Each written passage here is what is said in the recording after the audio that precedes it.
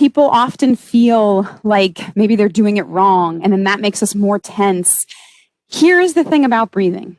If you are here, if you're with us, breathing, right? You are staying alive. You're doing a good job, right? So let's just get that on the table first. If you're with us, you are breathing well, okay?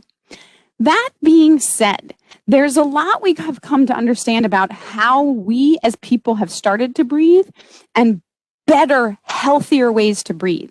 And it would be important to take that information and start to understand useful tools for practicing your breath and honing your breathing skills for a number of reasons. So, for example, I mentioned if you're here, you're doing fine, you're breathing well.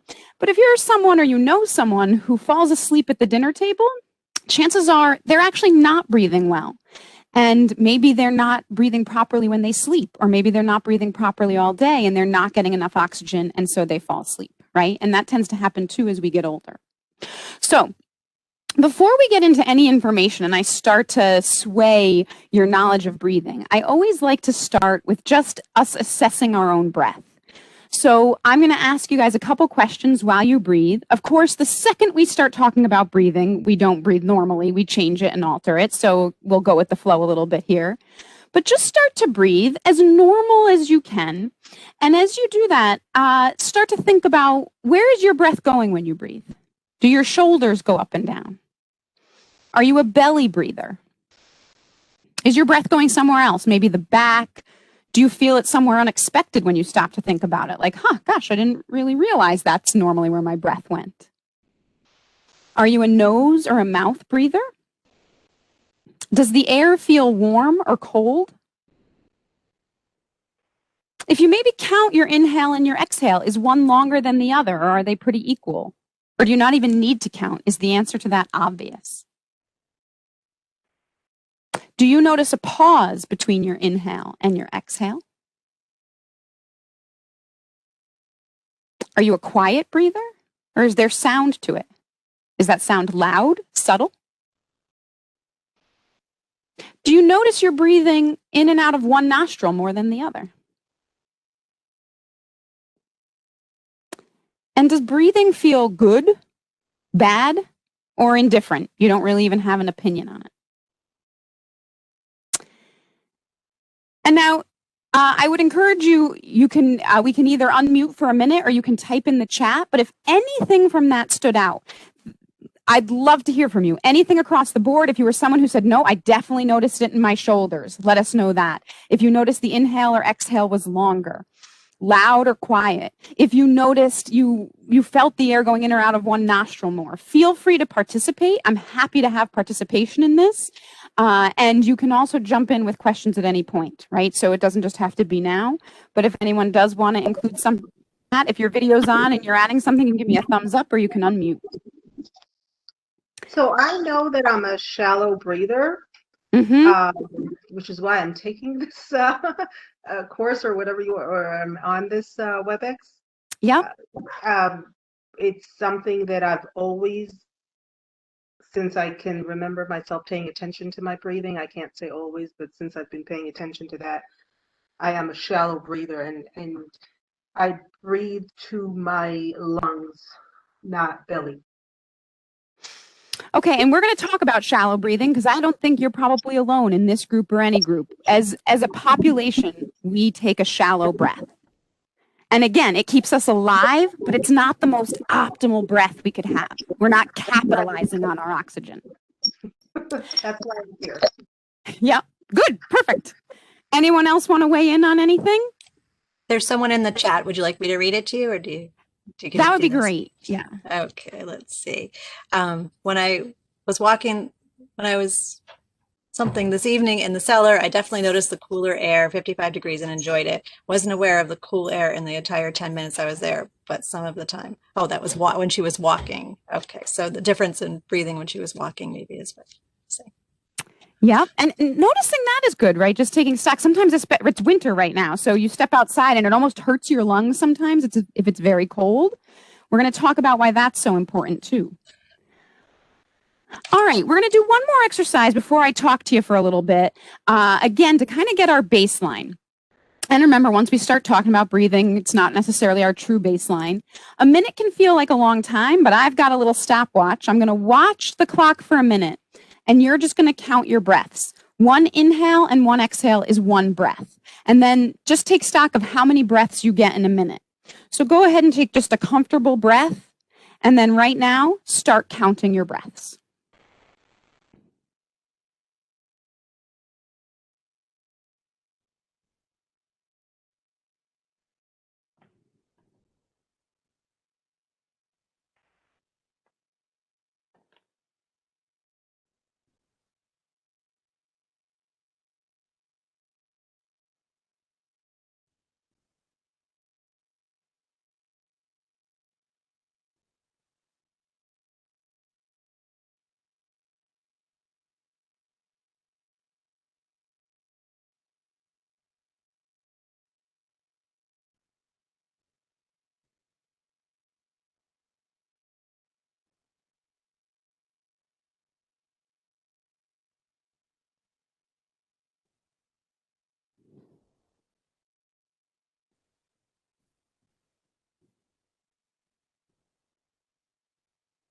All right, that's a minute. So again, if anyone would like to put in the chat or unmute and let us know how many breaths you got. I'm kind of interested in the person who maybe got the least and the person who may have gotten the most.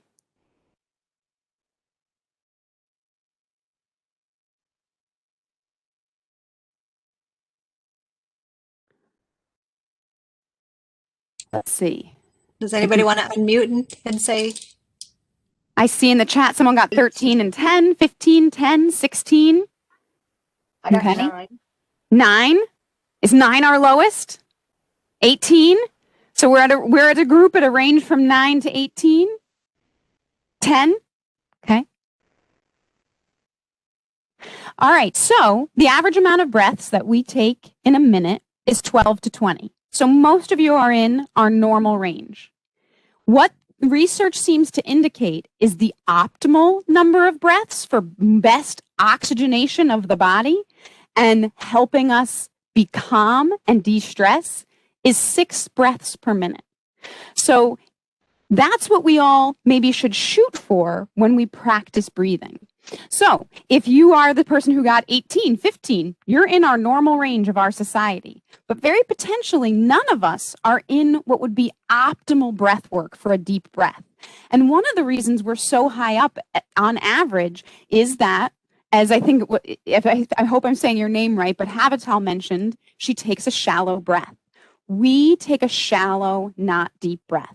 Again, it keeps us alive. But the problem with taking a shallow breath is that we miss out on all these key and beneficial factors.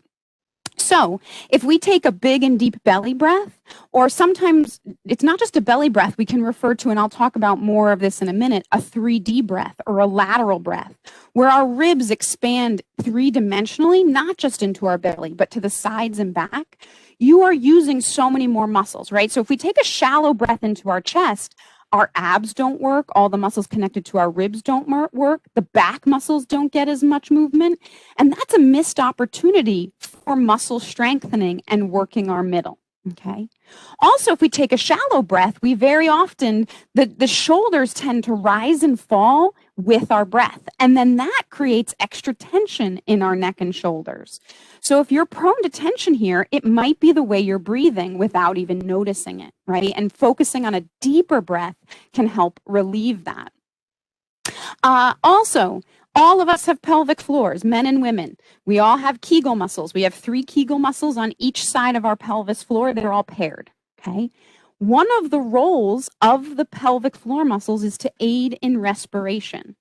So if you're not taking a deep breath, that muscle is not keeping its proper tone, because on every breath, the diaphragm, bottom of your ribs, and the pelvic floor, they act as a pump. When you inhale, they should lower. When you exhale, they rise up, right? So these 2 muscles should be working together. And you know that pelvic floor is losing tone if perhaps, and this happens more often to women than men, but maybe when you sneeze, cough, do a jumping jack, laugh, you pee a little bit, right? That is a sign that your pelvic floor is not helping with respiration, because if it is, it's going to hold its tone against the breath. Very common. 50% of all women who've had children will experience that, but a sign that the muscle isn't activating properly, right? So if we don't practice deep breathing, the pelvic floor doesn't get that chance to work that way. We also, if we take a shallow breath, miss out on moving the diaphragm, the muscle at the base of our ribs, our muscle for breathing. And that's really important for a number of reasons. One, there is a significant amount of research that shows if your diaphragm doesn't work properly, you will have low back pain. So if you are someone with low back pain, it could be connected to lack of tone and use in the diaphragm, and deep breathing exercises might be very helpful. Also, our diaphragm is known and referred to as our second heart. When we take a deep breath in and we inhale and that diaphragm goes down, it pulls a bunch of blood into our midsection. And when we exhale, it pushes it like a pump back out. And so it helps the heart do work and makes the heart have to work less hard. So our breathing properly is really helpful to our heart health. And they know this and they've seen this in multiple types of research. So when we breathe more like that 6 breaths a minute, and we calm ourselves down with that breath, our heart rate variability increases. If you've never heard of heart rate variability, we know like my heart beats so many beats per minute. It does not beat, if it beats 60 beats per minute, let's say, it doesn't beat every second. It is random. It beats at 0.9 seconds, at 1.8. And the more variability you have in a minute of your heartbeat, the healthier you are, the healthier your heart, and that is directly linked to longevity. And the slower breath you take and the deeper breath you take has been shown time and time again to increase heart rate variability, which is a positive. Okay. Also, that shallow breath, it's kind of a chicken and an egg thing. I think we can all agree as a society, we seem more stressed, we seem more tense. Everyone's talking about how like we no longer are being chased by the lion and have that heightened sense of stress, but we're always answering the emails from the boss. We're always on the phone, and that creates sort of this mild stress. And so maybe that's partly why we are a shallow breather, or maybe it's our shallow breathing that is creating this tension, because shallow breathing tells the body, I'm tense. Like if we take a deep breath, it tells the body we're relaxed, we can de-stress. Shallow breathing kind of heightens our activity and gets us all worked up. And if we're always shallow breathing, our stress and anxiety are always running a little higher than required. Now, I always worry with this because I feel like we're in a world where people will sometimes put your mental health completely on you. Like, well, if you just calmed down or took some deep breaths, you'd be fine. There is also research that's sort of fascinating that is indicating that our skulls have changed drastically in the past 250 to 400 years. And that what the change is that our mouths and nose have gotten smaller, and therefore our air passages have gotten smaller, and it's harder for us to breathe better, right? Which means to breathe well, we as a people might have to focus on it more.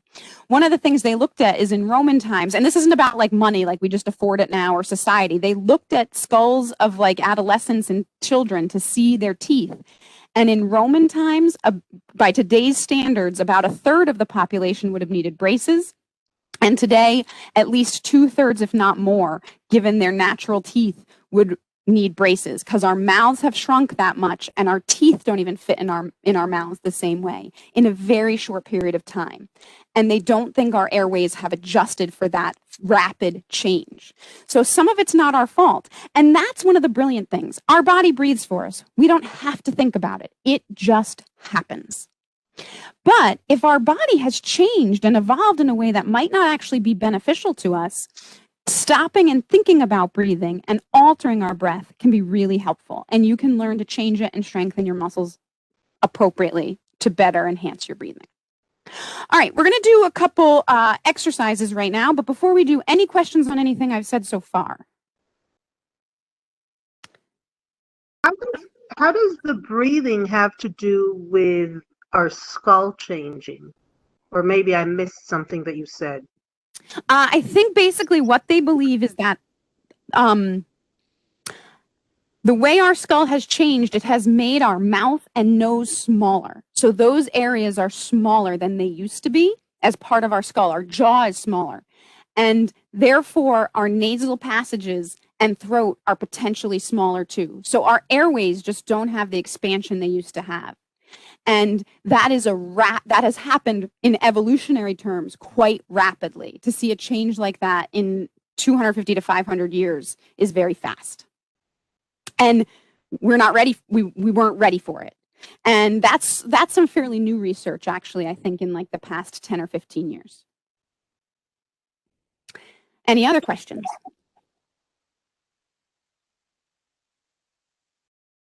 All right. There was one question that just came up in the chat. What is one breath? The inhale and the exhale ? So she wants to know if that's considered one breath. Yes, one breath. Inhale and exhale. And actually, every time we inhale and exhale, there's a pause as we transition. So you inhale, you technically pause. You exhale, you pause. That pause is called an apnea. So for most of us, we think apneas are scary because we only hear of it in sleep apnea. Every breath has its own apnea. Every single breath comes with an apnea. The apnea, sleep apnea becomes a problem because you have your apnea and for some reason your breath doesn't restart. And that's when it becomes worrisome and problematic. But having an apnea with your breath is natural and normal. We want our breath to restart. All right. So our first breath, and again, as you practice this, don't worry if it's perfect. If you struggle with it, that's part of the lesson too in the learning experience. So it doesn't have to come naturally. Some of these breath patterns, when I started teaching Pilates, I truly sat down and practiced them almost nonstop for 3 days. And it works a lot of muscles. I was so sore afterwards, but I get that like as someone who teaches fitness, I might be devoted to practicing a breath for 3 days until I can figure it out. You might not be as motivated for that, right? So it's okay to let that evolve and come slower. I'm going to scooch back so you can see me a little better, and I might stand up here. But tactile sensation always helps. So I'm going to have you guys put your hands on your stomach and lower on your stomach, almost as low that you can kind of feel the crease in your hip, lower in your belly. Feeling your hands there, you're going to just try to inhale and let your stomach go and expand. And then exhale, draw your navel to the spine, and use your stomach to blow that air out. Inhale and exhale. Keep playing with that breath, noticing if you feel like you can do it, noticing if it comes naturally to you. Maybe it doesn't come naturally, but you can do it. Trying to let go of one of the things that holds us back here is, we always want to be svelte, so we tend to try to suck in a little bit. And here you've got to let it all hang out. But you will get more functional muscle tone if you let it hang out and then you activate it versus just holding it engaged all day. So let that muscle release and engage. And if you are finding that belly breath, notice if the breath is cueing it, like you fill with air and your stomach expands, and then you tighten those muscles and press it out. Or without breathing, are you basically just moving your stomach in and out? Because I can hold my breath and make my muscles move, right? So are you just engaging your muscles, or are you really allowing it to sync with the breath? Maggie. Yes. Are you breathing from your nose? Out. Good question. So I often cue breathe in through your nose and out through lips like you're blowing out a candle. However, if you want to breathe in through your nose and out through your nose, you can do that as well. There's some research that indicates there might be benefits to complete nasal breathing, which we're going to talk about in a minute. So I'd say for you right now, choice is yours. In through the nose, out through the nose, or in through the nose, out through pursed lips. Okay, so as we practice, do whichever one tonight feels better to you. But that's basically a belly breath. You want to feel your stomach relax and just notice if that even feels strange. Like if you normally don't let your stomach relax, does it feel awkward to let it relax? If your stomach is normally relaxed, does it feel very strange, right? Maybe it makes you feel gassy or uncomfortable if you move that, right? But worth playing with. Next, I'm going to have you put your hands on your low back. You want to, not your low back because close to your butt, sort of the middle of your low back. So for a woman, it would be beneath your bra strap for sure. You want to feel kind of the bottom of your rib cage. And now the question is, can you move those ribs when you breathe? So when you inhale, can you feel movement under your hands? And again, in through the nose, out through pursed lips, or in and out through the nose. Inhale and exhale. Inhale and exhale. Inhale and exhale. So it's not just a belly breath we want to practice, but also a back breath. And one way that might really stand out as key for us right now is you might have heard in COVID, at first, people were being hospitalized. They were putting them on their back. And then there were all these news articles that they were flipping people prone on their stomach or sometimes on their sides, and people were surviving better by that change in breath. I'm not sure they fully understand why that is, but they speculate it's because we actually need to breathe into our back. And if we're on our back, the pressure of whatever we're against restricts our movement. So if you have pneumonia or are sick, it's probably worthwhile to lie on your side or even lie prone on your stomach, which is funny because we all know supposedly we're not supposed to sleep on our stomach. But for certainly illness and a deeper breath, you restrict less of the back. Honestly, and again, since we don't know all the answers yet, variety is probably good. So if you could sleep on different positions, that's probably really worthwhile. All right, the next breath. So we breathed into our front, we breathed into our back. Now we're going to you can either put your hands on your sides, feeling like your lowest ribs, or for some people, it's more comfortable like you're giving yourself a hug and you feel your fingertips on your ribs. And you're going to try to do what we call a breath. So when you inhale, and I think this is the hardest one, but you'll see in your own bodies. When you inhale, your ribs are going to open out like an umbrella. When you exhale, they're going to close down around your spine. So you should feel the ribs almost flare out under your fingertips, and then exhale, come back down.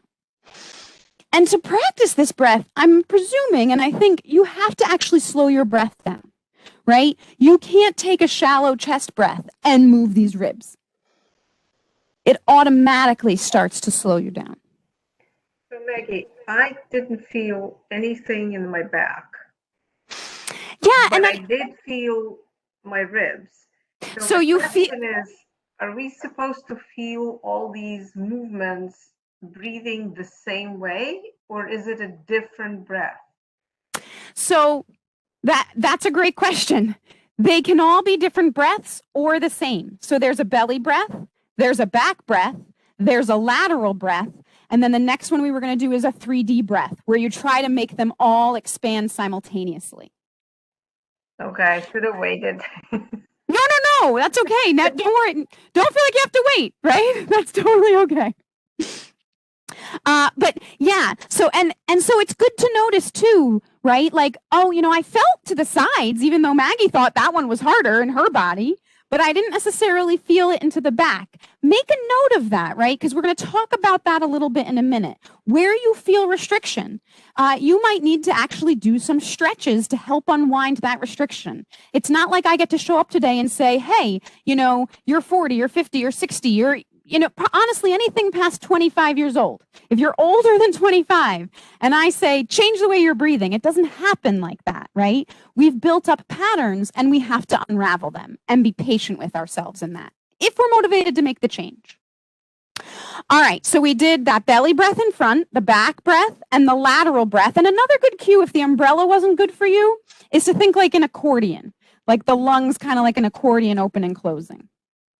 And now, let's try to put it all together. So you're trying to have your belly expand, your back expand, and your ribs expand sideways. So you could put your hands anywhere you want, maybe on your belly and one back, or one sort of back and side, fingers on the back and the side, and just try to explore that a little bit. How many parts can you get to move?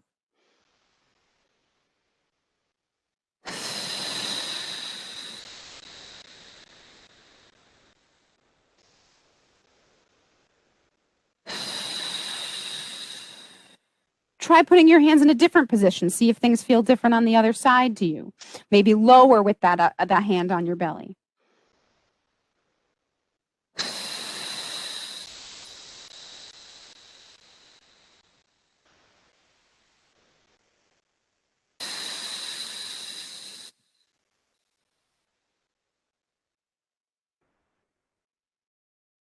right, you can breathe normally for a little bit. How did that go? Again, I presume the 3D breath and combining them all is actually hardest of all, but maybe it wasn't. Maybe somehow just letting everything go, let that work for you. Anything surprising happen or anything you want to bring up before we move on?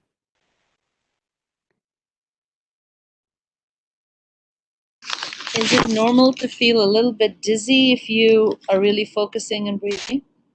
Yeah, I think it's actually pretty common. And I think it happens for a few reasons.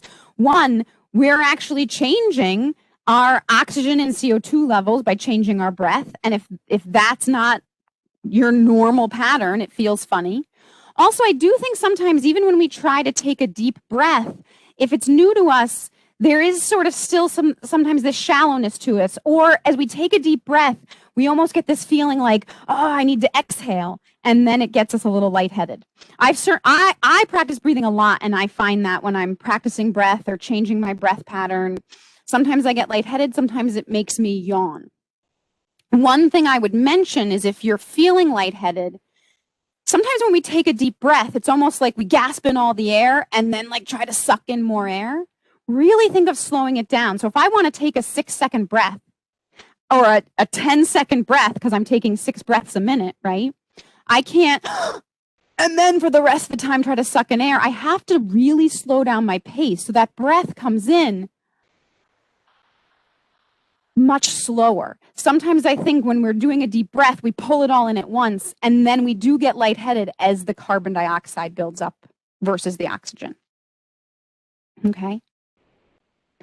Now, if you were someone who did notice, who said, like, I felt here but not here, different parts of our body build up restrictions. So to enhance your breathing, you might have to start to incorporate stretches. If you felt tight in the sides, starting to do a very basic side bend, and if you want to try that with me, you can. You would just bend side to side, bringing your arm overhead. And you can bend sideways and then reach your arm, and you'll feel an increased stretch, right? So you can bend, the arm can be rounded, or you can straighten it and reach to like where the ceiling and top of the wall meet, and you'll feel a different stretch. Both variations are good. So a soft arm bending side to side, or an elongated, really reaching arm. And that will help if you felt tight side to side. Now, if you felt tight in the low back, there's a number of things we can do. But one, and you don't necessarily have to try this now because you would need a wall or a very sturdy object that can support you. But you would hold on to like inside your jam with that door open. You'd hold on to the wall. Your feet are staggered.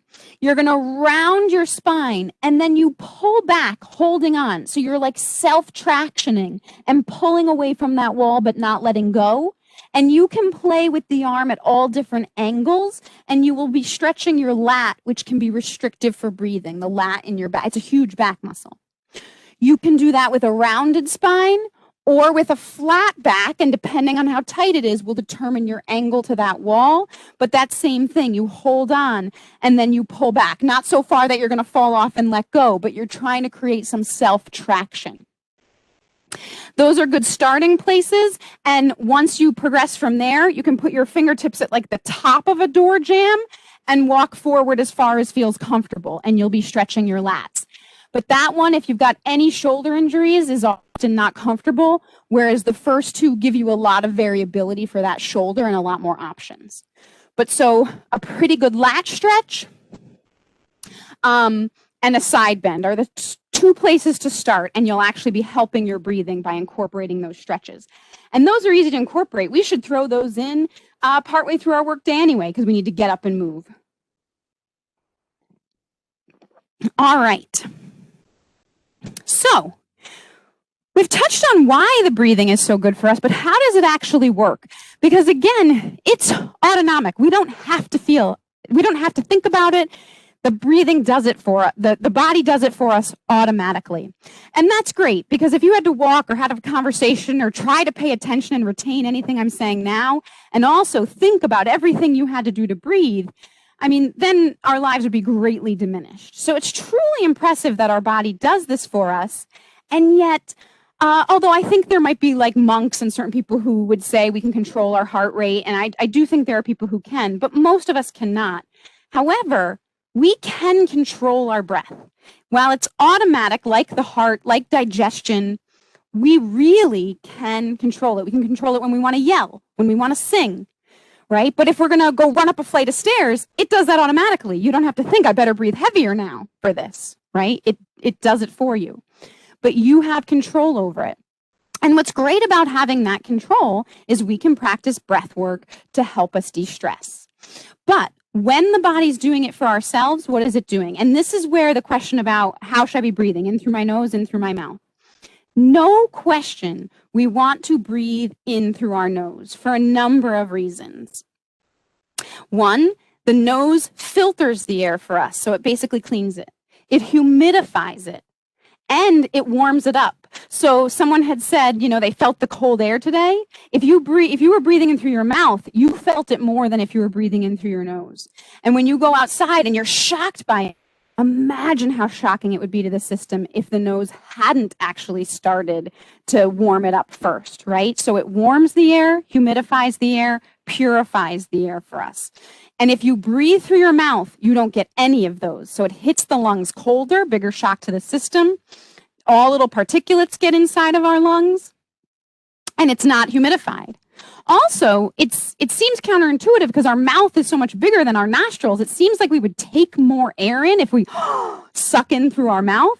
But if you looked at your larynx with a camera while breathing, if you breathe in through your mouth, the larynx in your throat opens, a little bit. When you inhale through your nose, it opens wide. So you get a much more expanded airway when you inhale through your nose. Okay? So we definitely want to inhale through the nose. And if you know you're a mouth breather, this is something really worthwhile to work on changing. It's not only those reasons, but I asked in the beginning, did anyone notice that they were breathing more out of one nostril than the other? Did anyone pick up on that? It's not something I notice. It does happen to me sometimes because I have sinus issues. Okay. So sometimes it's just not possible to breathe so much from one of them. Right. So if you have a sinus issue, a deviated septum, nasal polyps, anything like that, it can be like a medical issue that's actually hindering. But naturally, all of us breathe more through one nostril than the other, and the body automatically switches nostrils about every 2 to 3 hours. So both nostrils, if we don't have nasal polyps or a sinus infection, both nostrils breathe, but one is always taking in more and less air than the other. And again, the body switches to every 2 to 3 hours. You may or may not notice that. You may or may not start to notice that now. And the reason it does this is, one, to give one side a rest, right? So that it doesn't get, it's tired from the work it does. So it doesn't get cracky and raw from being that humidifier with the dry air. So one nostril always gets a break and the other works, and then the other one can kind of rehydrate itself. So that's one reason. The other reason is we actually pick up on more smells by having different amounts of air go in our nostrils. So some smells are picked up more by whichever nostril has more air coming out of it, and some smells by whichever nostril has less air coming out of it. And that's important because smell is actually really important for keeping us safe and for us building and retaining memory. So I don't know why, I don't know that they know why, but if we had the same amount of air coming in and out of both nostrils, we would take in less odor receptors and we'd have less memory. Because smell is so interconnected with memory. Interestingly enough, the mechanics of what does this switch is erectile tissue. So inside your nose, we have the same tissue that is in our sex organs, and it swells and closes one nostril and then swells and closes the other nostril. So when you have a head cold and you're stuffy almost always on one side, it's because that's the side you're no longer breathing through, and that normal swelling is so inflamed you feel that stuffiness and you have mucus on top of it. So just a fun fact about how the body is even more fascinating for us. Maggie, there was a question Yes. Someone asked, can a person who breathes through the mouth at bedtime change that pattern? Okay, so there is research and indication, and if you talk to doctors and dentists, some of them will say yes. I will say I wouldn't prescribe this. You should probably talk to your doctor, but what some people do is take a small piece of surgical tape and tape their mouth. Now, you want to be careful with that. Like if you put on something that wouldn't allow your mouth to open, that could be dangerous because if your nose is blocked, you need to be able to open your mouth. But a small piece of tape that if your mouth really tried to open, it could open it, has trained some people to get out of mouth breathing and into nose breathing. But please go away with that's a piece of information that you should talk to your doctor about. But again, there's more and more research about how important nose breathing is that it would be worthwhile to mention that to your doctor. Because one of the important things about that nasal switching is our right nostril seems to be linked with our sympathetic nervous system. So that's our fight or flight. That's our stress hormones.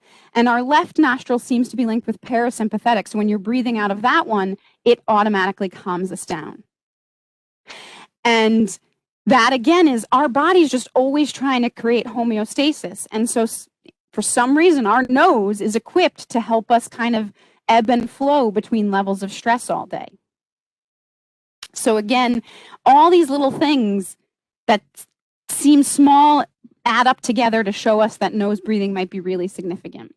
And I don't know if this book is on your list, Carrie, but James Nestor wrote a book recently called Breathing. It is on the list, yes. Okay. I read it as well. It was very good. He did an experiment, so not totally scientific. He and like one other guy basically plugged their noses for 10 days so that they had to breathe out of their mouth. And it impacted their stress hormones. It impacted their sleep. It impacted their snoring. So mouth breathing all day, for them, very small case study, showed lots of negative things happening to the body, significantly with how we process stress. Right, so if you're feeling stressed, anxious, it's worthwhile learning through your nose and take deep breaths.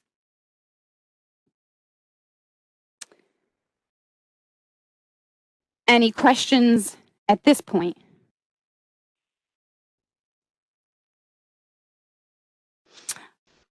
All right, some other sort of interesting facts. We have 2 lungs. It's not ideal, but we can all live on 1 lung if we have to.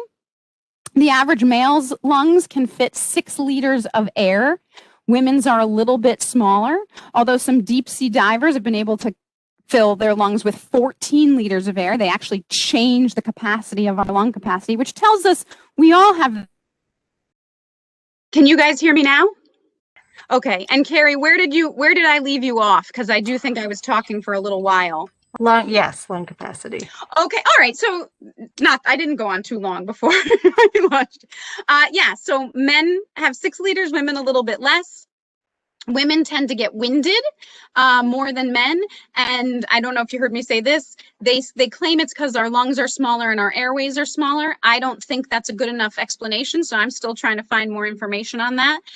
Mostly because we should be able to function with our smaller airways because that's what we've got. But again, as a people, they know our airways are smaller, so it certainly is possible. Also, the lungs are so vital, right? It always surprises me when you hear about how much intestines we have inside of us. The surface area of our lungs are so vital. It's where gases are exchanged, oxygen, carbon dioxide, blood flow. If you laid out the surface area of the lungs, it would fill an entire tennis court. There are some people that say it would only be half a tennis court. Either way, it's pretty impressive. And our airways would cover 1,500 miles. That's how many airways we have in these lungs, okay? All right, so we're gonna start doing some more movements and some more breath work. I sometimes find that syncing the breath with movement is really helpful. So we're going to do a few moves while we focus on breathing while moving. One of them we already did. It's a basic side bend, but we just did the move. So now we're going to do the movement and think about breathing. So wherever you are, you're going to sit up nice and tall in your chair. We're going to inhale and do that side bend. And when you inhale, try to breathe into the sides of your ribs and feel them expand against the stretch, almost like you're stretching from the inside out. And then exhale, bring yourself back up nice and tall, and that exhale lifts you. Inhale, go to one side and try to breathe into the sides of the rib cage. And then exhale, come on up. And you might need to speed this up or slow it down. You can find your breath pattern, but inhale to one side, pushing those ribs out with that breath. Go ahead and go to the other side and press the ribs away and come on up. One more time each side. You're going to stretch and use that breath to stretch deeper. And then the same thing to the other side. And now come on up nice and tall. From here, sitting still tall, you're going to inhale and then exhale, just round forward. And then inhale, fill yourself up and get tall again. Exhale, round. Inhale, lengthen. Exhale, round. Inhale, lengthen. One more time. Exhale to round. Inhale to lengthen. This time, you're going to put your fingertips or your hands behind you so they're supported on the chair. And depending on your arm length, again, it'll be fingertips or the palms, whatever's comfortable. You're going to inhale and lift the chest and breathe into that chest. Let the chest expand. And then exhale, come back to tall. This one's a really small move. Inhale, lift. Exhale, release. Inhale, lift, feel that chest, try to push forward. It's like your breastbone is reaching up towards the ceiling on an angle. And then exhale, let it sink back down. One more time, inhale and exhale. So you can sync the breath with movement, and sometimes for some people, doing that is such a distraction you hold your breath when you try to move. For other people, it lets you like melds the movement and the breath, and it can be relaxing for a couple of reasons. They have now proven about 2 years ago that moving our midsection, so moving the muscles of your torso, actually help you relieve stress and calm down. It's connected with your, again, parasympathetic nervous system. The parts of your brain that connect to your adrenals also connect to all these muscles, and your adrenals are what release your stress hormones. That was discovered by a neuroscientist at the University of Pittsburgh, I think roughly 2 or 3 years ago. He found it so profound, he said he started taking Pilates, which I just have to throw out there as a Pilates instructor. I'd like to point out 2 things from those exercises. There is no right or wrong to which way you breathe. We could have, instead of exhaling and inhaling, we could have reversed that. They'll have a different effect. So you can play with that in your body and not feel right or wrong as long as you're picking to time the breath with movement. Also, you'll notice I had us lift the chest and breathe into the chest when all I've said is shallow breathing is what we need to get away from. Only because we do it so much, but the ability to breathe in a shallow way is also beneficial, right? You want to work all these muscles. We just don't want to only work those muscles. So I don't want you to go away thinking shallow breathing's bad. It's only problematic because we do it so much, okay? But it's important that these muscles get worked too. And if you need to get your energy up, you might need to take quick, shallow breaths. So it's important to be able to do that. All right, next we're going to just practice, not with movement, some breath patterns. And some of you might find these easier to settle in with. One of the breaths we're going to do is a shorter inhale and a longer exhale. The research shows that if you want to have this ideal breath, right, you breathe in 6 times a minute, or the timing of a perfect breath, they think, is 5.5 seconds in, 5.5 seconds out. That kind of like gives you a deep enough breath to survive optimally.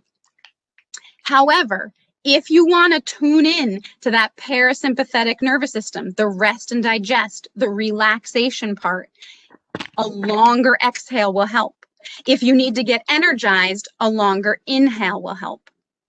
So if you're falling asleep at your desk and you have to go into your meeting, taking a few breaths where you inhale for 6 and exhale for 4 will help energize you. If you're struggling to fall asleep, taking a longer exhale will help. And in fact, there's a lot of research that practicing that breath pattern, 5 seconds inhale, 6 second exhale, has helped people with insomnia fall asleep within 20 minutes and stay asleep longer. So real significant studies showing a beneficial effect by slowing down the breath. So we're going to try, since it's later at night, we're going to try one that slows down the breath. We're going to inhale for 4 and exhale for 6. So find a comfortable position. If it's helpful for you to close your eyes, you can do that. But you're going to inhale for 1, 2, 3, 4. Exhale, 1, 2, 3, 4, 5, 6. Inhale, 1, 2, 3, 4. Exhale, 1, 2, 3, 4, 5, 6. Inhale, 1, 2, 3, 4. Exhale, 1, 2, 3, 4, 5, 6. Relax, breathe normally. If you're taking this workshop to learn something, maybe jot down what you noticed. Did you like that breath? Did it not feel comfortable? We only did about 3 of them. May not be enough to feel the relaxing effects, but something to consider tonight when you go to bed. Practice that breath, see how it feels. And again, you're counting to 4. Try not to suck it all in at once. Slow that breath down. A slight difference, we're going to compare breathing 5 in and 5 out, so an equal breath. So you can note to yourself, does that feel better in your body? Try to incorporate some of the stuff we've learned tonight. If you were able to take a belly breath, a lateral breath, a back breath, try to make the breath go in one of those places. So we're going to inhale for 5, 4, 3, 2, 1. Out, 5, 4, 3, 2, 1. In, 5, 4, 3, 2, 1. Out, 5, 4, 3, 2, 1. In, 5, 4, 3, 2, 1. Out, 5, 4, 3, 2, 1. Did either of those feel different to anyone? One significantly better, or you're not even sure you noticed a difference between the two? Never a wrong answer to what you feel, by the way. It just gives you information.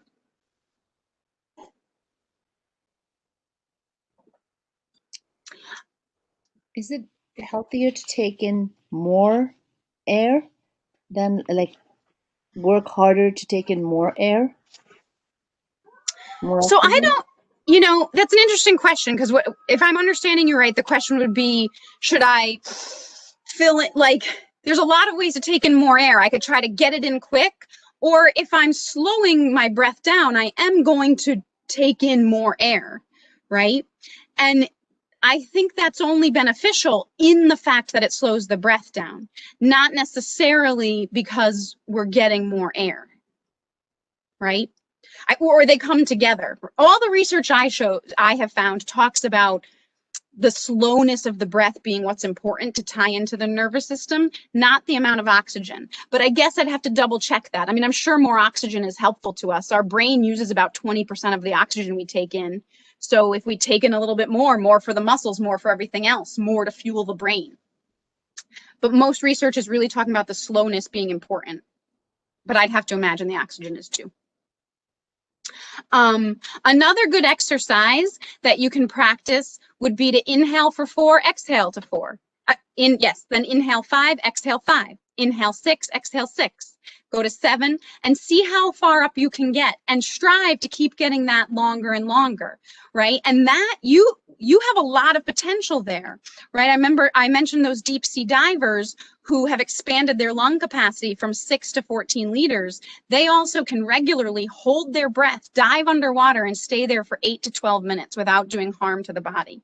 So we have this potential. You could expand your breath vastly with practice. So I do want to leave a little time for questions, but I always like to leave with this one fun thought that I think shows us just what our potential is. But would anyone like to guess what the world record for longest breath hold is? And this was a deep sea diver. They do on average, to give you a hint. You could put it in the chat, or you can unmute with your guesses. World record for longest breath hold.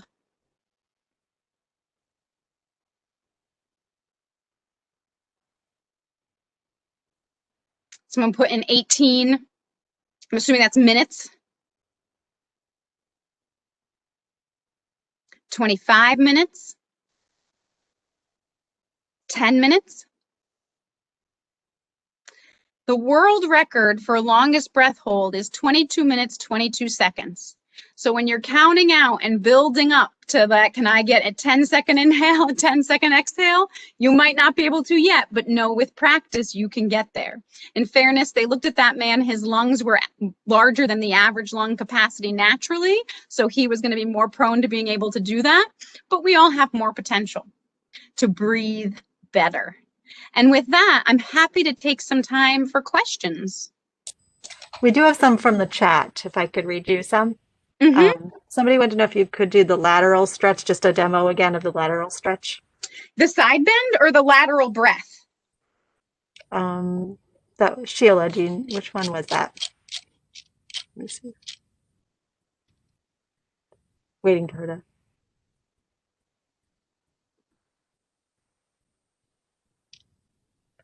I'm not sure which. Oh, lateral one again against the wall, she said. Oh, the one for the lats. That's for your lat muscle. All right. So you'd have a door jamb with the door open, and you'd hold your hand around the door jamb. You would also, your legs are staggered. It doesn't matter which one's forward. So you could play with whatever's comfortable there, but you have staggered legs so you have a good base. Then you're holding onto that door jamb, and then think like a cat stretch in yoga. You're going to round your back and tuck your tailbone as much as you can. And then without letting go and really holding on, you're going to pull backwards. You're trying to self-traction. And again, you can play with the arm at different heights, and it's going to stretch different fibers of that muscle. And you'll stay there and take 3 deep breaths. That same concept. Breathe into the muscle to increase the stretch. Then you would go to the other side of the door jamb and do it on the other side. This is also really great for some shoulder issues, but not all, right? So if it bothers your shoulder, I wouldn't do this one. We can always find something else. Another option is you'd be neutral. You stick your butt out, still stagger the legs so you can do that weight shift, but now you're stretching the lat in a different position. So lengthened or rounded will stretch the lat muscle different ways. And that's a tough one. I know I'm trying to think if that's on my YouTube channel. It's either on my YouTube channel or my Facebook page, because I've done that. Clients have wanted to see that before too. So there are certainly ways that I can get that information to you. If it's not on one of my YouTube exercises, I can put it on. And I'm sure I can share with everyone your YouTube page. I have everybody's email, so if that's okay with you, then I can do that. Yeah, I can send you a link. Carrie, I can send you a link with ways people can find. I have a lot of free material on YouTube. I write a regular blog. I think Berlin has my book because I've done a talk We yep. do. Yeah. So my book is at the Berlin Library called Keep Moving, Take Steps to Relieve Pain and Improve Your Life. There are aspects of the breathing workshop in it if you want more information there. But yeah, there's lots of ways we can get you more info. So the next question I see is snoring connected to breathing, and can we control that to stop snoring without a CPAP? I cannot have anything restrictive on my mouth or nose. Well, again, I never want to play doctor, so I give you information and then it's best that you talk to your doctor about it. In research, again, these people who have taped their mouths can get out of snoring, but you've also got to try to stop sleeping on your back. You're more likely to snore on your back. So as long as you're able to sleep on your side, it's worth trying that. And so some people have like put tennis balls in their pajamas on their back so that they can't comfortably sleep on their back, and it forces them to roll over. I'm always conflicted about that a little bit because sleep is so important if you're constantly waking yourself up. But if you're snoring, you're not getting good sleep anyway. And it's definitely linked. So, for example, I mentioned James Nestor, who had done that, not authenticated or double blind or research study, but when he plugged his nose for 10 days, he went from snoring on average, when he breathed through his nose, he snored, I think it was 10 minutes a night. And when he plugged his nose, he snored for 4 hours a night because he was breathing through his mouth. So it definitely is connected. But I'd ask your doctor for tips on ways to help. And again, if you want to try the tape method, definitely talk to your doctor about what that should involve. Maggie, and someone else, and I think it was for insomnia, was it inhale 5, exhale 6? Breathing? Correct. Mm-hmm. Sorry, inhale, I think I did say 5. It's inhale 4, exhale 6. Okay. Thank you. I think that is all the questions I see in the chat. If anybody wants to unmute themselves and ask any questions, you're welcome to.